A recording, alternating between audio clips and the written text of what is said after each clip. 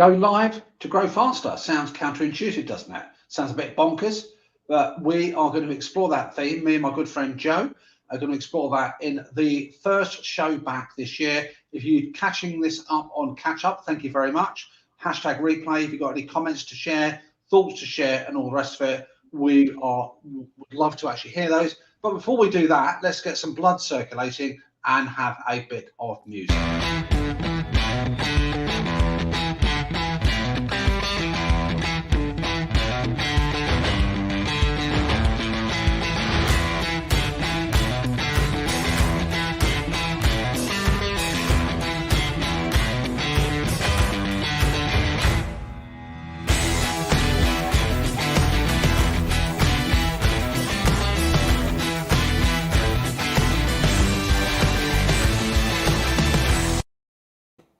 And here we are back in the room. Joe, resolutions. So welcome back. This is our first show of the year. So what's your resolutions?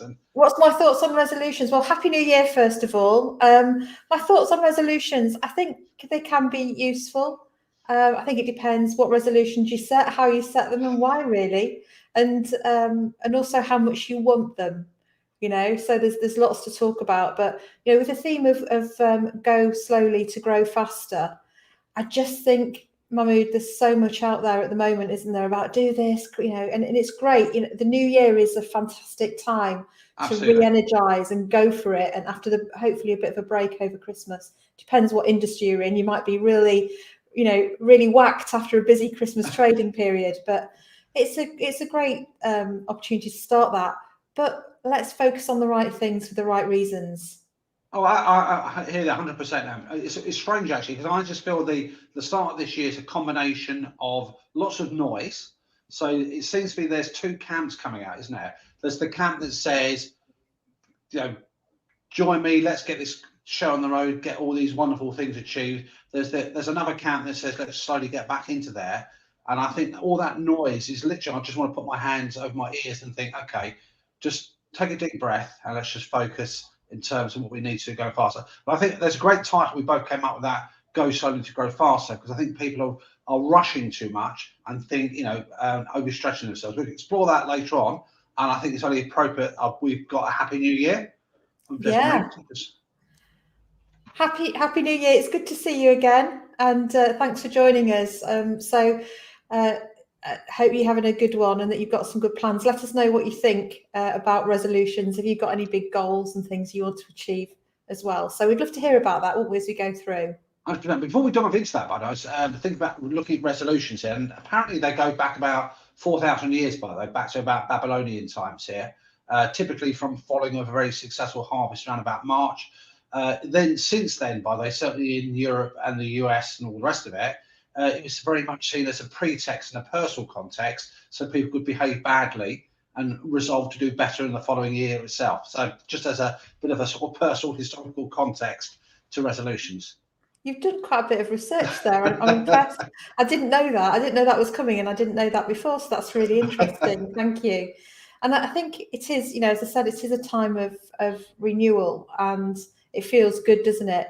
I think there's always this thing that drives us, and it certainly drives the self-improvement, self-help industry, which is we're always aspiring to be this version of ourselves, which we think is a better, more polished, more effective, successful, better looking, perhaps, who knows, version of ourselves. And that's what we're constantly working towards, isn't it? We've got this vision that we want to achieve, and we've got a sense that actually we'll get there if we keep doing things. And sometimes we will, if we do the right things and keep committed to them.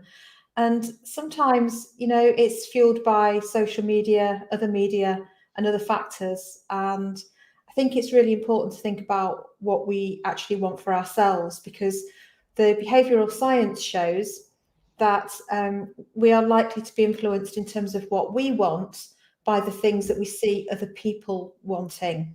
You know, as social creatures. Yeah.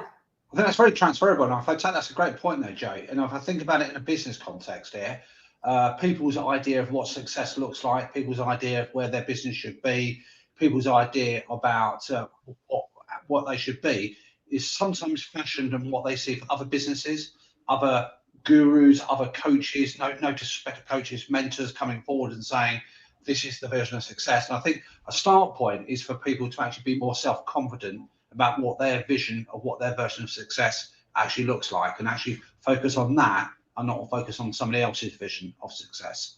Yeah, there's nothing worse than spending a lot of time, energy, expense on working towards a goal that when you get there, you realise you didn't want to be there in the first place. I mean, yeah, you know, I've done that. I did that in a corporate environment a long time ago now, and then I worked really hard for a particular job, and then I got the job, and I thought this isn't what I wanted, you know, and change direction. I'm sure we've all done that from time to time. So this is why the part of the go slowly to grow faster bit is really taking a bit of time and space to think about what you want and not be bounced around by all the stuff out there, which is other people telling you what you might want. And we've got a great comment here as well from Anna. Hi, Anna. It's good to see you. So Anna says, hi, guys, I need to hear this. Happy New Year, and Happy New Year to you too. That's brilliant. Absolutely. Yeah. It's about thinking... Sorry, Joe, my apologies. We're bumping into the first show back here. There's that excitement to get back into it. So yeah. No, I was just going to say, it's about building the business that you want, you know, about your vision and making your difference and what brings you fulfillment and purpose, as well as the profit and the lifestyle that you want. And thinking about that. And I think we've all learned so much over the last 2 years. It's been up and down for so many businesses, and so many twists and turns along the way, that now is a really good time to take stock and build forward, I think, for 2022. Yeah, 100%. I think on that as well, because the world has changed in some respects. I think certain things are still the same, but in some respects it's changing about how people conduct business, how people interact, how people deliver things, expectations, requirement probably to be a bit more aware of what's going on number-wise and everything else. It's got to start from the very beginning, okay, and just having some thought. And I think of it like a time machine sometimes, that you're in a time machine and went forward and you spoke to yourself 12 months' time. Where is that 12 months going to land? Where is it you want to end up? And that, in terms of defining your idea of success in 12 months' time, in 2 years, is a good point to start from before you get bogged down with planning and execution and marketing plans. You know, where is your idea of success 12 months from now? Yeah, and I think as well, it's about checking in if you've got a team, or maybe you've got you know, a virtual team or an employed team. And it's about checking in with where they are and what's important to them. Seeing quite a lot of businesses who are, you know, losing staff. Sometimes that's a good thing, and sometimes that's not a good thing, because people have reflected over Christmas after the last couple of years, and now they're making a change. So really thinking, you know, about taking your people with you, and who's going to be on the journey with you going forward is important as well. So we've got a great comment here as well. Thank you for these. We love your comments. We love it when you bring them on, folks. Yeah. So what do you think to this, Mahmood? Yeah, great. I'm always a big fan of what I call the Northern Star. So I think in anything you do in your business life, we're focused on the business life, but it's probably similar in your personal life. What's the end destination? You know, what does that look like? And always work backwards to plan your route, to think about, if I want to get there. And we've used that many times, haven't we? That holiday analogy about, if you want to go on holiday to a particular place, you're going to think about your route map. You're going to think about what you need to take with you. You're going to think about the journey. And it applies very much in business. And if you don't have that endpoint, all you're going to be doing is floundering all the time. And we don't want that for people. Yeah, you know what? One of the activities I did this year is actually look back on my diary for last year. So the first quarter of last year, from January through till March, I kept a diary, which was nearly every day. I stopped doing it because we started moving house, selling house, and you know, and it got a bit disrupted. But what was really interesting was that the things I'd chosen to do, which were repeating the same things that hadn't worked, but expecting a different result. And I think it's so important to learn about what's not working for us, and actually change that and do something different. You know, because looking back from my diary for a few years, every January I've said I'm going to do this and this and this, and then I'm still in the same place that on some of those things, not others, that I was. In January, I haven't moved forward in a number of years. I've been writing the same thing over and over, which led me to think, how much do I really want some of this? What is it I really want? Because we make time for things that we want. We create energy, don't we, for things that are really Interesting. important. So do you think there's an element of the subconscious that actually says you may have written something down and thought you want something, but actually in reality you don't want it enough, you're not hungry enough for it, you don't really want that, and it's maybe something else that you're after, or perhaps you're being over ambitious, you're overstretching, and your brain somehow is intervening and saying, actually, you don't really want this, and therefore you're not going to have whatever flow through your brain to make you get there. Yeah, I think it's a part of it is thinking what we should want, or our perception of what we think we should want. And the other thing is you're completely right about being over ambitious. The amount of stuff I'm very productive. I can get through a lot of work in a short space of time, but I'm still over optimistic about how much work I can get through in one day or in 1 week sometimes, So just really learning from that and taking some time to stop and reflect. What have I done before? What's worked? What hasn't? What do I really want? And then building something that's really meaningful to you going forward. And as you say, having that Northern Star that matters, because that's the thing that's going to pull you forward, isn't it? Absolutely. It's strange you say that. I mean, there's lots of, I'm just going to sort of share this because obviously it's a nice bit of feedback we've got there. We love that term as well, Jesse. It's a wonderful term. Just coming back to that, I see lots of people when they talk, they're either their startups or they're pivoting somewhere, they always talk about the ambitious stuff, okay? And it's like, I draw that analogy with house building, isn't it? You think about the house, you think, I'm going to have a sauna here, I'm going to have a swimming pool here, I'm going to have decking. But you think, if you haven't actually built the foundations yet, if you haven't done the stuff that's probably not the most sexy thing to do, and you've built something solid, you're overstretching. But I also think it's a function of business and entrepreneurs, okay? We always think about the time we want to do X, we want to do Y. We've got lots of things coming through the pipeline, and we can sometimes lose our focus. Yeah, and I think as well, sometimes we want the end result, but we've got to be prepared to put the work in, and we've got to be prepared to try some things, and for those things not to work, learn from that and go again. And it's so tempting to be, and in the past, and I'm talking, a long time ago, I've been swayed by some of the stuff on social, which is you do these 6 things, these 6 steps, 10 steps, whatever. Here's the roadmap to a guaranteed income of whatever. And that's not really the case. There aren't any quick fixes to long-term sustainable success in the main. We might hit lucky once or twice, but overall, it is about putting the work in, and that's okay.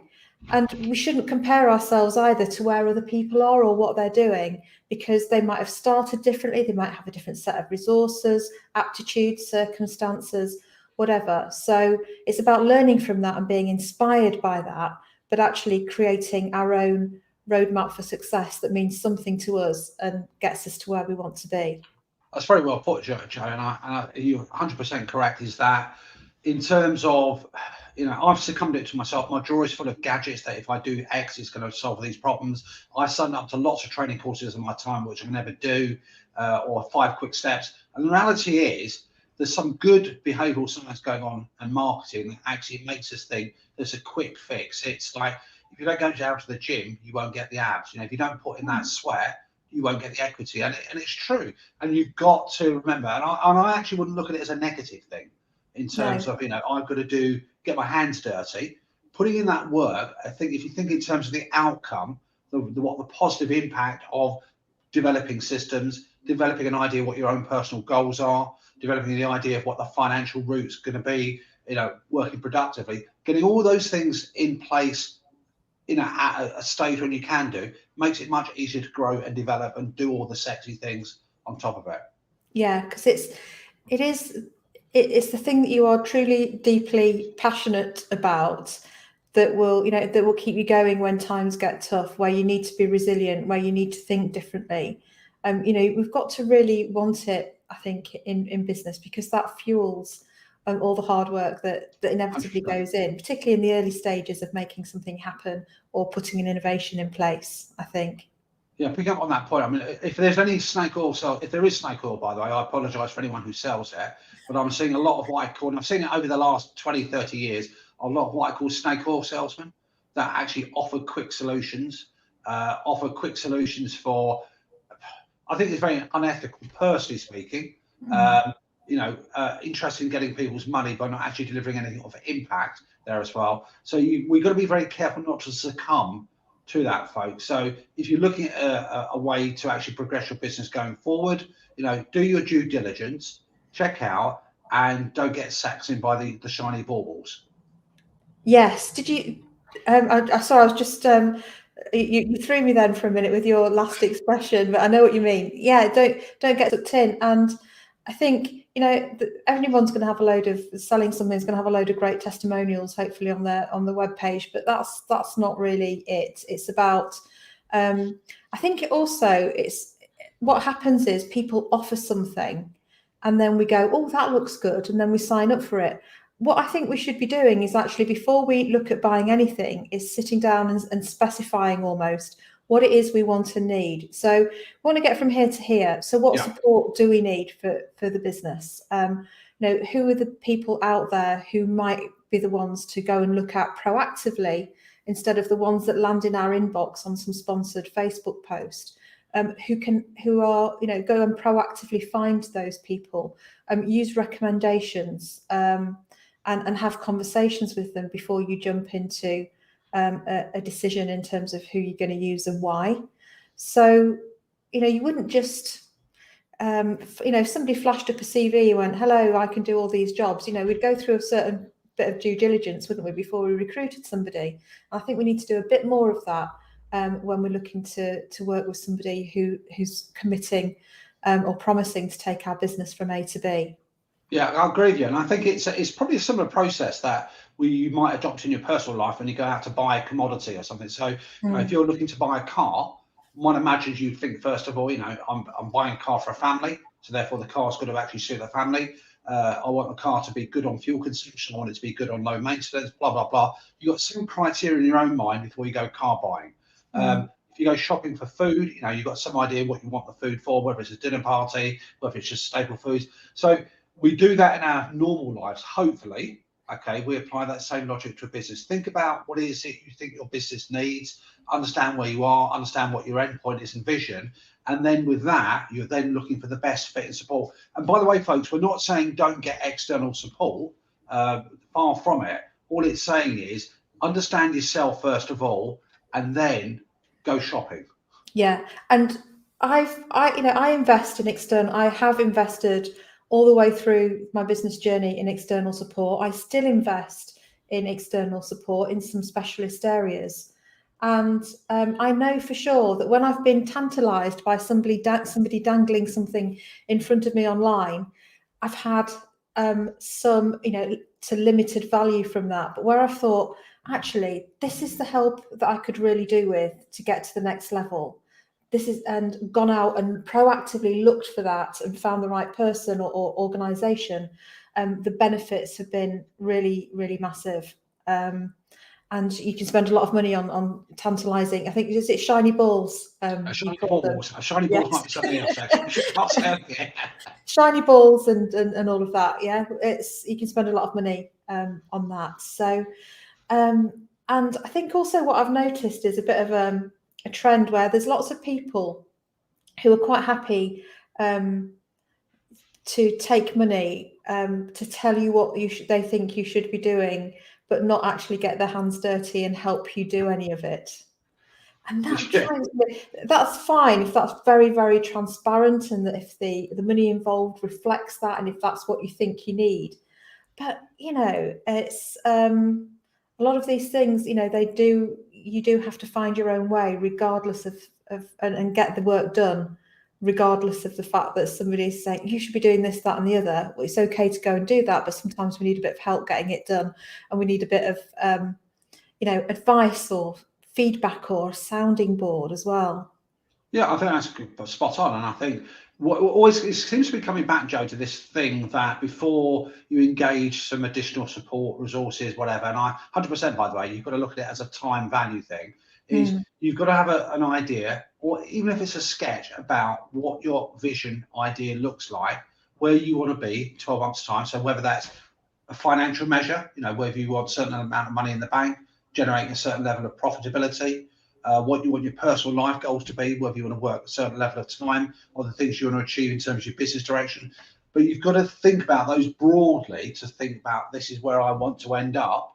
Do I want to conquer the world? Do I want a lifestyle business? Do I want a business that's going to do whatever, give me the opportunity to travel?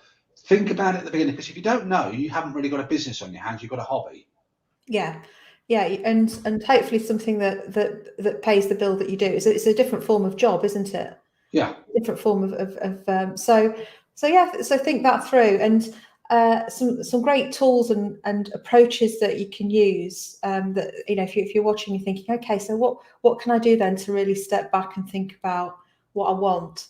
Is ask yourself the question: wouldn't it be fantastic if by the end of 2022, and then answer that question, answer it several times over, as many times as you can. Just write the answers down. Wouldn't it be fantastic if, and let your thoughts flow freely, then go and have a cup of tea, come back and say, okay, there's some things in here that are really quite compelling, and be selective. Because this is the other thing, is we try and do, the number of people I know who are doing fitness goals, business growth goals, being nicer goals, all going to read 1 million books a week goals, all of these goals, fantastic. But we can do anything we want to when we put our mind to it, but we can't do it all at once. I think also on that, when you do that generation, that list idea, folks, and you say 2022, this is what it looks like at the end, don't limit and don't eliminate anything. Just dump it all there, okay? Don't start limiting yourself. Well, I can't do this and I can't do it. Just dump it out of your head, get it written down, go and have your cup of tea or whatever you want to drink, come back to it, and then you can take a different perspective. You might be thinking, okay, this is what realistic is a changeable feast. So it's about realism. It's about what fits better, what compels me more, what stimulates me more, and what is it that I need with my current capacity, time frame, resources to make it happen. And then your list might get smaller, but get a list and work back to that. I think it's a great idea. Yeah, and prioritize that list. If you could only have one or maybe two things on that list, what would those one or two things be? And do those first. And then when they're underway and they're up and running, then, look at your list again, refresh it, and do the next things on the list. But it's not about doing everything all at once. And I think that's why not all, but that's why sometimes resolutions fail, is because we're trying to do too much too soon and make big changes too quickly. Yeah, we overload. And remember, getting all these changes, by though, folks, requires behaviour changes. And changing your behaviour takes time. It's not something that can be done quickly overnight. So overloading yourself with nice to hear, by unrealistic goals, all that's going to do is end up in disappointment. It may have a negative consequence in the sense that you don't feel compelled to carry on. You've got these things about self-doubt, what do they call it? Imposter syndrome. I think sometimes that phrase comes into its head. You don't want to put negativity on yourself by setting yourself targets. In the industry, by the way, I've seen it when I used to be employable several decades ago, is that when people set targets that are completely unrealistic and you've got no hope of achieving, that's demotivating. So you're going to have targets that are stretching, but you've got to have an element of realism and minimize that overloading. Yeah, and a good way to test that is to say, okay, let's assume I can hit this, that by the end of the year, my turnover is going to be here. I'm going to have this many people working for me, whatever it is. Say, okay, so what if that were to happen? What do I need to put in place to make that work? And ask yourself that question, and then look at what you need to put in place and say, okay, how feasible is that given where I am right now? And it might be more feasible than you think. Is the other thing as well, because I think sometimes we can hold ourselves back a little bit from dreaming big and going for it. And it doesn't matter if you say you want to achieve 1 million turnover and you come in at 800,000 instead of 700,000, but because you've set yourself a bigger target, you've done more turnover and more profitable growth, then that's a good thing. You've not failed because you've not achieved the million. You've done really well because you've achieved more than you would have done anyway. So I think there's a mindset thing around that. I know some people shy away from targets because what if I fail, or what if the world changes? well, look, it's something to aim for. And if you get in that sort of area, then you've done brilliantly, you know.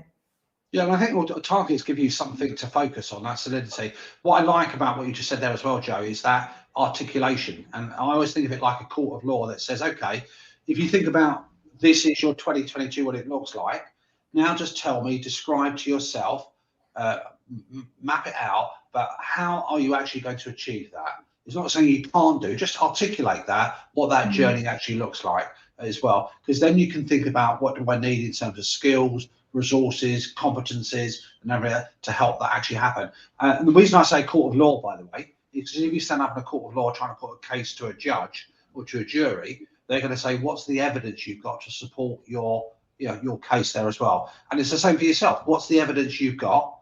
What is it you're going to actually do to get there?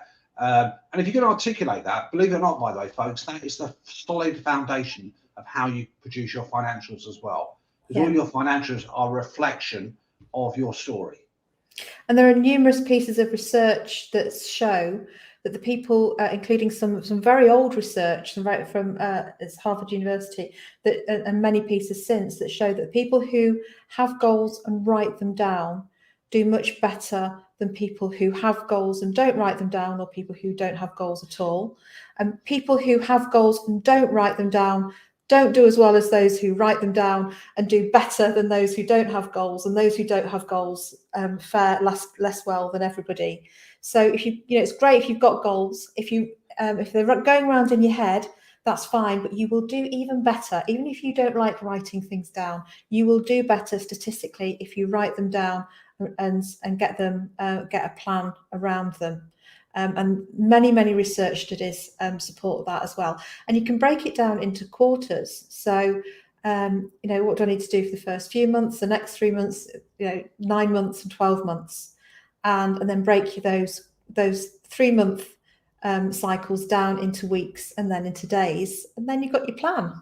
Absolutely, and I think I tagged onto that, and I was just thinking about if I think about a sector that illustrates that perfectly outside of the business world, and it's probably a business anyway, is in the area of sports. So all professional sports clubs, literally what they do, they same thing. You know, where is it we want to end up? What's the plan to get that? What does that look like on a week by week? What I'd add to that, and then they monitor that, and they have their KPIs, they have their measures. When things don't go quite there, they're understanding why it hasn't happened. They can put it right. So for me, if you study sports, is a great thing for me. Not, you may not be a sports fan, but if you look at how sports people conduct themselves, how sports clubs put themselves together and achieve what their idea of success is, it's a fantastic transferable thing for the world of business. It is. And I think especially when you think of, you know, if you were to prepare for a marathon as a new marathon runner, or even as an experienced one, and you're going to run a marathon and, you know, at the end of the year, you'd be thinking, and how do you get off the couch and go from just getting off the couch and walking? How do you go from walking to, you know, and mixing it up? What do you need to be eating? How much sleep do you need to be getting? And you'd build it up, wouldn't you? You'd build the mileage up, and you'd surround yourself with the right support system. 100%. And you'd be measuring yourself about what your speed is. You've got your KPIs. So that sounds like fancy language, folks, but a plan is great. Joe's articulated very well to break that down into quarterly cycles, break it down into weekly cycles. But you've got to monitor your progress. You've got to measure it and think, okay, I didn't quite get where I wanted to at the end of this week. What happened? What was different? And, you know, can I change that? And if you've got that route map written down, you know, it's a great way to get to your end goal. It is. And if you're not prepared to sit down and do a bit of a route map, even if it's on the back of an envelope, or, you know, it doesn't have to be anything fancy, ask yourself, do I really want this? What is your commitment level? If you're not prepared to spend 20 minutes or 30 minutes at least just mapping out how you might get from where you are to where you want to be, are you really committed? Yeah, absolutely. So I will, or are you just chasing shiny balls? So I think, you know, hopefully that will be a useful thought and a useful question. Perfect. So, Joe, listen, before we wrap this up then, so what's your one overriding tip for people out there who are feeling this idea of being overwhelmed, not quite sure, and we want them to grow faster by going slowly even? Yeah, I mean, it's my one overwhelming thought is that you want to make progress and you want to get there as smoothly as possible. So if you're driving along at 30 miles an hour and something goes wrong, it's going to have less impact than if you're driving along at 100 miles an hour and, you know, tearing around all sorts of corners in different directions, chasing the next most interesting things. That's when you're going to collide and do some damage. So keep moving. It's not about not doing anything, but making sure that you're building in time to pause, step back, check in with yourself, and give yourself some time, step back from the business, make a plan, replan if necessary, and go again. Great advice. I would probably add to that is have this idea of what your 2022, 23, etc. looks like. Think about the route map. Just bear in mind, listen, success is never a linear progression. It's always go forward, sideways, crash, stall, go backwards sometimes. But as long as overall you're moving in the direction that you want to, that direction of travel, and you're resilient, folks, you'll get to wherever you want to. Yeah, absolutely. It's all R&D, it's all learning, it's all taking you to the next level. So so happy new year. Yeah. You know, if we can help with any of that, if you want to bounce anything off us, if there's anything you want us to cover in our shows, let us know in the comments and we'll pick it up and we'll help you with it. We've got some great resources coming out later in the year as well that we're going to share with you too. So yeah, have a great new year, and you know where we are if you need us, and stay in touch throughout. We're going to be back next Friday, aren't we?